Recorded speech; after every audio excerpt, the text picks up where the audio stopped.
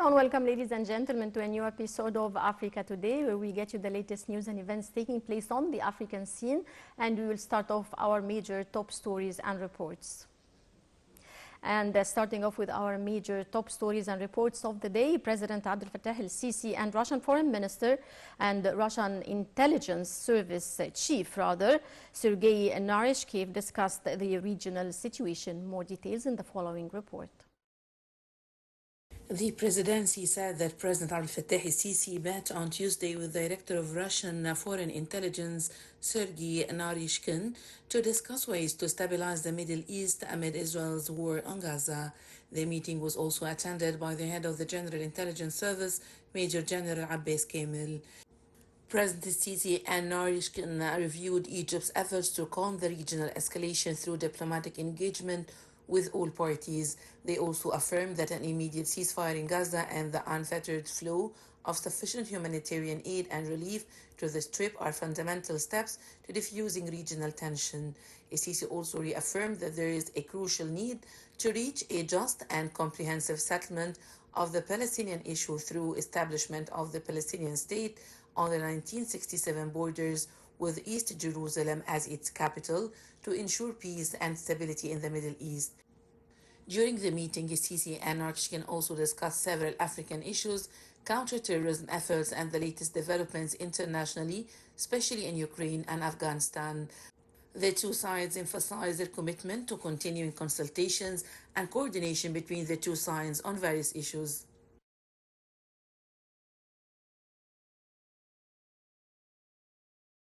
Welcome back, dear viewers, and we're delighted to be joined over the phone by Dr. Ahmed Moustafa, expert in international relations. Good afternoon, sir. Yeah, good afternoon. How are you? How are you, sir? Minister of Foreign Affairs Sameh Shoukry will embark on an official visit to Ankara this weekend for talks with his Turkish counterpart on the situation in Gaza. What are your expectations for this visit?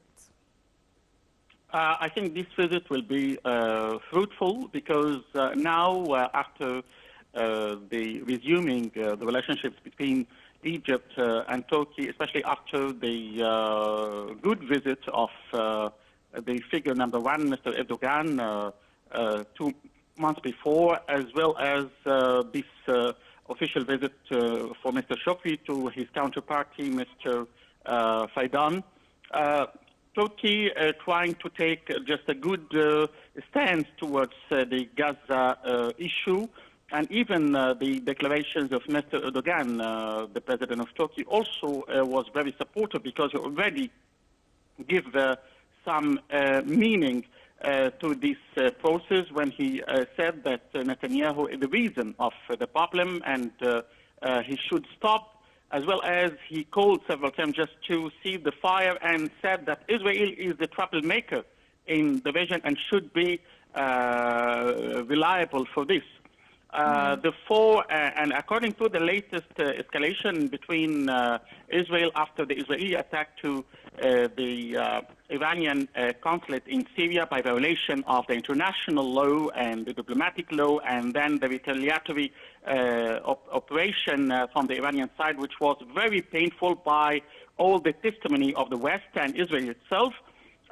Therefore, even the president yesterday, Mr. Sisi said to the head of the Russian intelligence that no way except ceasing the fire immediately, just to stop any kind of escalation or any kind of turbulences in our region, because it will affect not also the regional economic and stability and political and strategic stances, but it has repercussions on the international arena, because you know that according to the political economy, our region is still number one in exporting oil and gas. And if, for example, more crisis and more conflicts is taking place, maybe another, shift, especially in the energy. And as you follow the energy now, especially the oil over 91 or 92 US dollars, which is high enough, especially for the American and for the European citizens, and it will make problems also for them. because it is the reason of, the higher inflation rates and things like that. And all of that is correlated. Therefore, the source of the issue and the main issue is to stop and having the ceasefire and have whether the two states or whatsoever, we should have a state and a real and objective solutions for our brothers in Palestine. Right. Well, sir, what are your expectations from the international community regarding the discussions between Egypt and Turkey, and whether they will support the efforts and the international community will support a ceasefire in Gaza? How are you expecting them to react? Yeah, because you know that Egypt and Turkey and Qatar are trusted parties, especially for the reluctance team, or Hamas and Al-Qassam and Jihad and such a stream. And it is by testimony of the leaders of them as well. Therefore, once Egypt and Turkey and Qatar and even Iran be having like a joint work in this regard, I think they can be impressive, and because they are closer and they know the situation much better than the others. Because a lot of intruders trying to devastate or making the problem enlarge it. However, those four countries, I think they have all the key issues and they should work on it.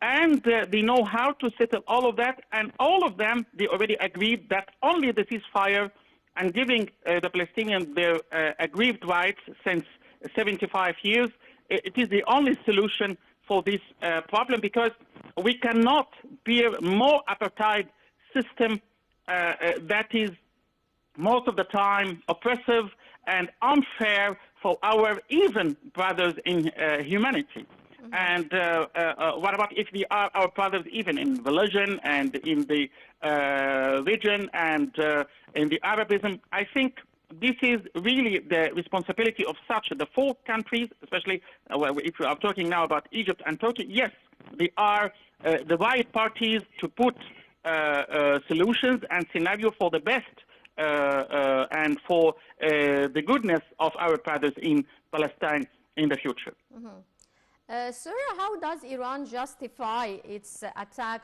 on Israeli targets, and what assurances does it provide regarding intentions for future actions? Look, we have to remind, because unfortunately, even some of the top powers worldwide, they're trying to dilute or deceive their peoples that Iran attacked Israel. But they didn't mention that Israeli is the most terrorist entity worldwide, and they started, and it was like an unprecedented incident in order to attack like a land or a property of a country in another country. Because if you talk about the diplomatic commissions, there is a law that, international law that protects them, and accords like Geneva 4 Accords, as well as there is a diplomatic law and there is international law. And Israel should be not like a rock country and trying most of the time to be away, and nobody making them or holding them reliable for their childish acts. Because such childish acts, will undermine the stability and the security of the region, and will make like a greater problems for the world. And the world should be dormant for or unaware of what they did. No, what they did is very scandalous, very inhuman, very criminal. This is why that necessitates Iran to retaliate according to Article 51 of the Charter of the United Nations, that authorizing them the self-defense, because it is like a community, Iranian community occurred to a diplomatic community or diplomatic commission occurred to outside or a foreign attack, unjustified attack, and which is prohibited by the law. Therefore, Iran made the right retaliatory action, because if, for example, the Israeli started to storm Rafah, what will be the reaction of Egypt in this regard? We have to put all such scenarios before our eyes once we give like a proper viewpoint. Before Iran already advised and informed all the neighbor countries that I will never approach to you, and already notified the United States that I have to retaliate because I'm working and I'm reacting according to the international law. And Right. Well, all sir, yeah. what measures are being discussed to further de-escalate tensions between Iran and Israel? No, it will never, because as you notified and regarded the statements of even Biden, the President of the United States, and yesterday Blinken, America will not intervene or support Israel in any retaliatory action. And once America is saying that, because you know that Israel without the cover of the United States has nothing to do. Right. Well, And I would it like was to thank very you so much. clear. It was very clear yesterday and before yesterday. If Israel is going to make this childish act again, America will never be intervened, and the retaliatory action from Iran will be more harsh and more painful for Israel. And the Israelis should realize that. Right. Well, Dr. Ahmed Moustafa, Foreign Affairs expert, many thanks for your insights, sir. And dear viewers, we move back to our special reports. Countries on Tuesday pledged more than $610 million to address the critical human situation in Ethiopia. The following report. Minister of Youth and Sports Ashraf Subhi said that Egypt has become a global sports hub capable of hosting major tournaments and mega sporting events thanks to presidential directives to develop the country's infrastructure across all sectors, including the sports industry. Subhi added in a statement released by the ministry that with its world-class sports infrastructure, Egypt has hosted 422 international, continental and Arab tournaments recently, which resulted in great returns on the sports and tourism levels. The minister pointed out that at the Arab and African level, Egypt ranked first out of 608 countries on the Index for Global Sporting Impact, ending up in the 72nd position worldwide, noting that Egyptian athletes clinched over 3,430 medals in international, continental and Arab championships recently. Sobhi added that up to 350 Paralympic athletes competed in various tournaments, grappling 584 medals, highlighting President Sisi's material and moral support to Egyptian athletes. Sobhi said the ministry is working on building strong bridges between the government and Egyptian athletes while providing them with all that is take to improve the sports industry in Egypt, which hosts 24 African sports federations and 15 Arab sports federations.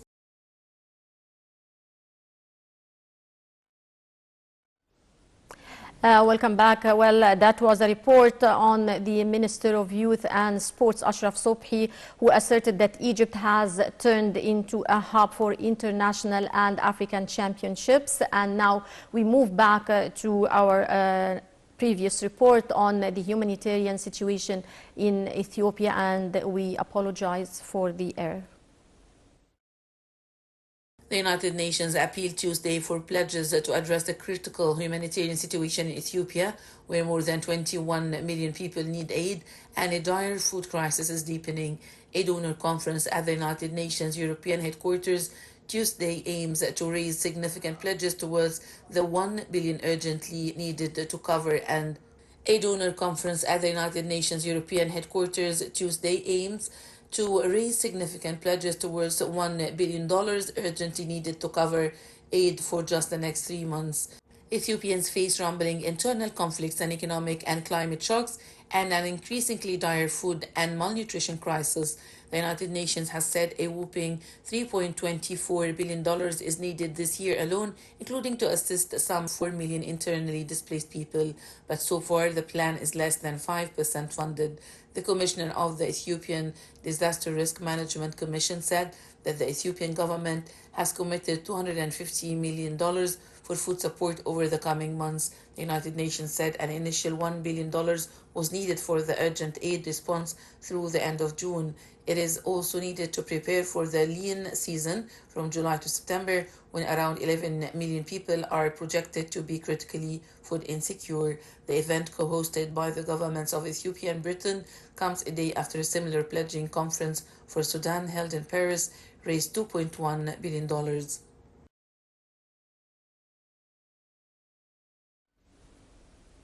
And dear viewers, that brings us to the end of this edition of Africa Today. Many thanks for watching, and stay tuned for more coming up here on Nile TV International.